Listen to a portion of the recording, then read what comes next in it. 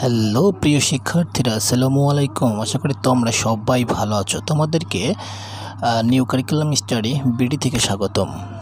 আগামী 6 জুলাই তোমাদের স্বাস্থ্য সুরক্ষা পরীক্ষা অনুষ্ঠিত হবে। আশা করি তোমরা সবাই অবগত আছো এবং পড়াশোনা করছো। তো যারা এখনও সিলেবাস কমপ্লিট করতে পারো নাই, আমি তাদের জন্য খুবই গুরুত্বপূর্ণ দলগত কাজ, অ্যাসাইনমেন্ট এবং একক কাজ নিয়ে হাজির হয়েছি, যেগুলো তোমাদের পরীক্ষায় খুবই হেল্প করবে এবং সাহায্য করবে। তো চলো আমরা দেখে নিই আমাদের প্রথম অধ্যায় থেকে আমরা কী গুরুত্বপূর্ণ সাজেশন তোমাদেরকে দেখাতে পারি এবং উত্তরগুলো দেখাইতে পারি। তো দেখো, এখানে আমাদের প্রথমেই এখানে তোমরা পড়তে পারো যে স্বাস্থ্যকর অভ্যাসসমূহ, যে আমরা কি অভ্যাস করলে আমাদের শরীর স্বাস্থ্য ভালো থাকবে, তোমরা এইগুলো পড়তে পারো। ঠিক আছে, দেখো এখানে শারীরিক পরিচ্ছন্নতা, নিয়মিত গোসল, ঠিক আছে, এগুলো তোমরা পড়ে নাও। তো তারপরে তোমরা এখান থেকে আরও পড়তে পারো, গুরুত্বপূর্ণ আছে সুস্বাস্থ্য চর্চায় করণীয় কাজ। আমাদের সুস্বাস্থ্য চর্চায় কি কাজ আমাদের করণীয়, সেগুলো তোমরা এখান থেকে ভালোভাবে পড়তে পারো। দেখো এখানে সবগুলোই দেওয়া আছে, তোমরা ভিডিওটা পজ করে দেখতে পারো। তারপরে মানসিক স্বাস্থ্য রক্ষায় করণীয় কাজগুলো কী আছে, এইগুলো তোমরা দেখতে পারো। তো আমরা দেখো এখানে সামাজিক সুস্থতায় করণীয় কাজ, এগুলো সবই তোমরা কিন্তু গুরুত্বপূর্ণ। এখান থেকে তোমরা প্রশ্ন আসতে পারে তোমাদেরকে। তো দেখো এখানে সুস্বাস্থ্য চর্চার প্রভাব, ঠিক আছে। তারপরে আমরা দেখি আরও কী গুরুত্বপূর্ণ প্রশ্ন আছে যেগুলো আসার মতো পরীক্ষায়। তো এখানে শূন্যস্থান, টিকশন এগুলো তো আসবে না।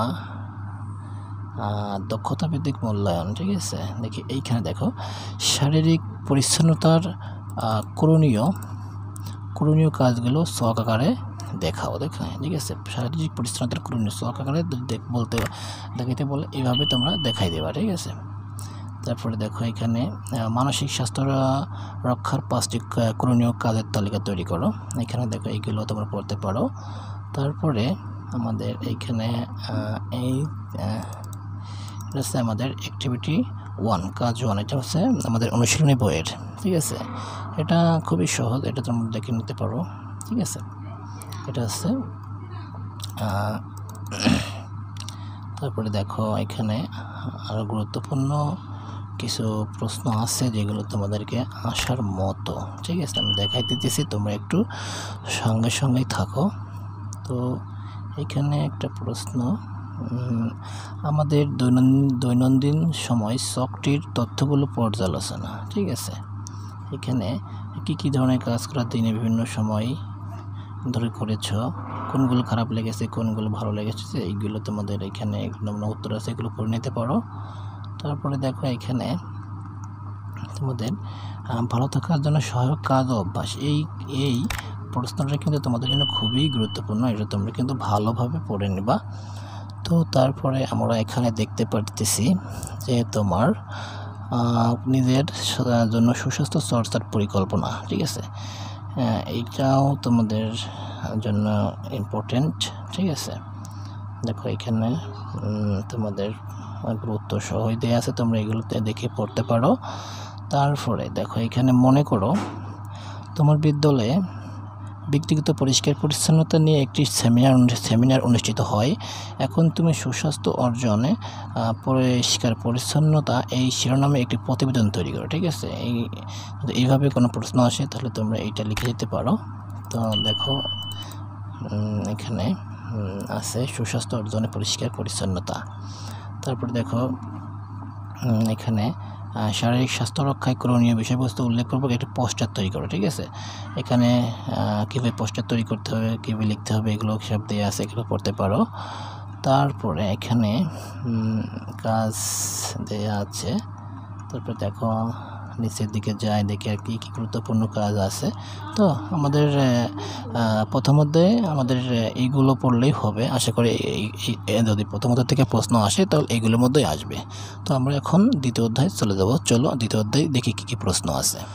তো প্রিয় শিক্ষার্থীরা, এখন আমরা দেখব দ্বিতীয় অধ্যায় নিরাপদ খাবার নিরাপদ জীবন থেকে কি কি গুরুত্বপূর্ণ প্রশ্ন আছে এবং তার সমাধান তো এখানে দেওয়া আছে, তোমরা পড়ে নিতে পারবা। তো দেখো আমাদের দ্বিতীয় অধ্যায়ে এই অধ্যায় থেকে কিন্তু অনেকগুলো প্রশ্ন আসতে পারে। এই অধ্যায়টা খুবই ইম্পর্টেন্ট। তো দেখি আমাদের এখানে কি কি গুরুত্বপূর্ণ প্রশ্ন থাকতে পারে। তো আমরা এখানে দেখতে পাচ্ছি কুইজ তো আসবে না। কুইজ খাদ্য সংরক্ষণ, ঠিক আছে। আমরা কি কি উপায়ে খাদ্য সংরক্ষণ করতে পারি তার তালিকা তৈরি করতে হতে পারে। তো দেখো এখানে কিভাবে খাদ্য সংরক্ষণ করে দেয়, অনেকগুলো পয়েন্ট দেওয়া আছে। দেখো শুকিয়ে ফ্রিজ ব্যবহার করে, হিমাগারে ব্যবহার করে, ঠিক আছে। দেখো এখানে 7টা পয়েন্ট দেওয়া আছে, এগুলো তোমরা পড়ে নিতে পারো, ঠিক আছে। দেখো এগুলো এই প্রশ্নটা কিন্তু অনেক ইম্পর্টেন্ট। তো দেখো খাদ্য সংরক্ষণের গুরুত্ব, এটাও অনেক ইম্পর্টেন্ট। তো কুইজ পড়া লাগবে না। তো দেখো খাদ্য নিরাপদ খাদ্য, অনিরাপদ খাদ্য এই কাকে বলে একটু দেখে নিতে পারো। তারপর খাদ্যে ভেজাল, খাদ্য দূষণ। তুমি এখানে নিচের দিকে আসলে দেখো অনেক গুরুত্বপূর্ণ অনেক গুরুত্বপূর্ণ প্রশ্ন তুমি দেখতে পারবা। দেখি কি কি প্রশ্ন আছে। তো দেখো এখানে ভেজালমুক্ত খাবার খেতে ভেজালমুক্ত খাবার রাখতে করণীয়, ঠিক আছে। এটা তোমরা পড়তে পারো, এটা গুরুত্বপূর্ণ আছে। তারপরে দেখো এখানে খাদ্য অপচয়, খাদ্যের গুণগত মান, এই প্রশ্নটা খুবই গুরুত্ব সহকারে পড়বা। খাদ্য অপচয় রোধের উপায়, ঠিক আছে, এটা খুবই ভালো করে পড়বা। তারপরে এখানে স্বাস্থ্যকর পদ্ধতিতে খাবার তৈরি ও রান্না করার কিছু উপায়, এটাও একটু ভালো করে পড়বা, এটাও গুরুত্বপূর্ণ আছে। তারপরে এখানে আমাদের নিচের দিকে চলে যায়, দেখি চিক চিহ্ন, তারপরে শূন্যস্থান মিলকরণ, এগুলো হয়তো বা আসবে না, ঠিক আছে। তারপরে তোমাদের এইখানে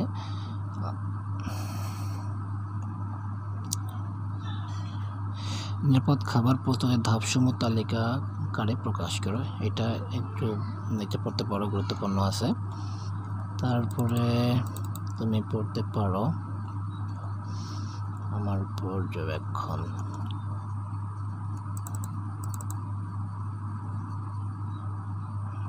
এই যে এই প্রশ্নটা খুবই গুরুত্বপূর্ণ।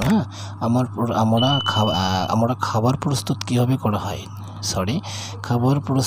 করা হয়, এবং এতে কী কী অংশগ্রহণ করে, ঠিক আছে। এখানে দেখো উত্তরটা দেয়া আছে, পড়ে নিতে পারবা। তারপর দেখো এইখান থেকে দেখো খাবার সংরক্ষণ কিভাবে করা হয় এবং কী করেন, ঠিক আছে। এখানে এগুলো পড়বা। তারপরে খাবারের পুষ্টিমান বজায় রাখতে কী করা হয়, খাবারের পরিবারের উদ্বৃত্ত খাবার কি করা হয়, ঠিক আছে। তারপরে এগুলো পড়বা। তারপরে এই দেখো আমার কাজ এবং খাবার নিরাপদ রাখতে এর প্রভাব, ঠিক আছে। এই শখটা ভালোভাবে পড়বা, ঠিক আছে। আমাদের কাজ খাবার নিরাপদ রাখতে এই কাজের প্রভাব, এইগুলো দেখো, এগুলো কিন্তু আমাদের পরীক্ষায় আসতে পারে। তারপর দেখো খাদ্যে ভেজাল ও খাদ্য দূষণ নিয়ে তথ্য সংগ্রহ, এটা কিন্তু দলগত কাজে আসতে পারে। তারপর দেখি আমরা নিচের দিকে যাই। তারপর দেখো এখানে দলগত কাজ, খাদ্যে ভেজাল ও খাদ্য দূষণ বিষয়ক মতামত বিনিময়, দেখো, ঠিক আছে। এগুলো এখানে উত্তর দেয়া আছে, এগুলো পড়বা। তারপরে দেখি নিচের দিকে যাই, খাবার নিরাপদ রাখার উপায়।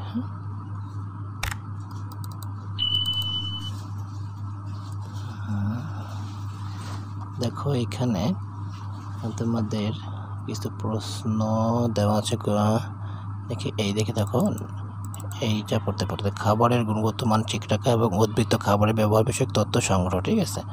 এখানে এই সবটা তোমরা পড়তে পারো। তারপরে এইখানে দেখো কি বলতেছে প্রতিবেদন তৈরি, ঠিক আছে। এখানে এটা পড়া লাগবে না। তারপরে খাদ্য অপচয় করার উপায়, খাদ্য অপচয় রোধ করার উপায়, এটা ভালোভাবে পড়বা। তারপরে তোমার এইখানে খাদ্য অপচয় করার উপায়। হ্যাঁ,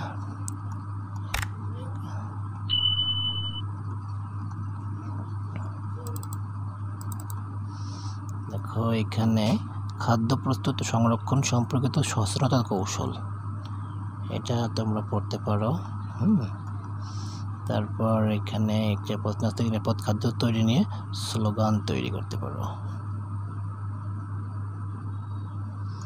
স্লোগান, ঠিক আছে, নিরাপদ খাদ্য নিয়ে আমাদের তৈরি করে স্লোগান। হ্যাঁ, এইগুলো ভালো করে পড়বা। তারপর খাদ্য নিরাপদ বলতে আমাদের পরিবারের কাজে আমার অংশগ্রহণ ও সচেতনতার আমার পরিকল্পনা, এটা পড়তে পারো। আশা করি এই অধ্যায় থেকে এইগুলো পড়লেই তোমরা কমন পেয়ে যাবা। তো আমরা এখন তৃতীয় অধ্যায়ে চলে যাব। তৃতীয় অধ্যায়ে চলে যাব, দেখি তৃতীয় অধ্যায়ে কী কী প্রশ্ন আছে।